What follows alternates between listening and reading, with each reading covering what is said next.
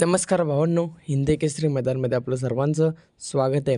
अखेर भावांनो, आपला संघर्ष संपलेला आहे. बकासूरचा पैरा आपण तुम्हाला सांगून टाकणार आहोत. कारण भावांनो, सर्वांना आतुरता होती बकासूरच्या पैऱ्याची.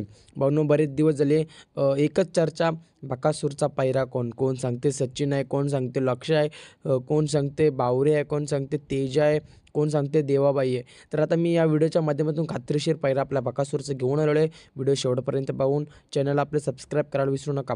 भाऊनो, त्या अगोदर सांगतो बकासूरचा गड क्रमांक किती.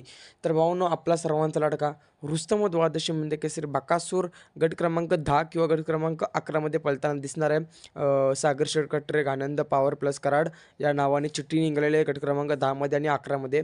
तर नक्कीच या दोन्हीपैकी एक गटामध्ये आपला बकासूर 100% पळताना दिसेल. राहिला विषय बकासूरच्या पायऱ्याचा.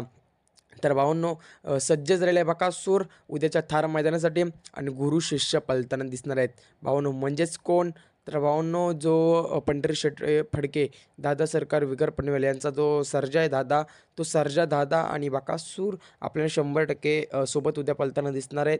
आणि नक्कीच जो आपला संघर्ष होता बकासूरच्या पैऱ्याचा तो संपलेला आहे आणि हा जोड पुन्हा एकदा सज्ज झालेला आहे पळण्यासाठी.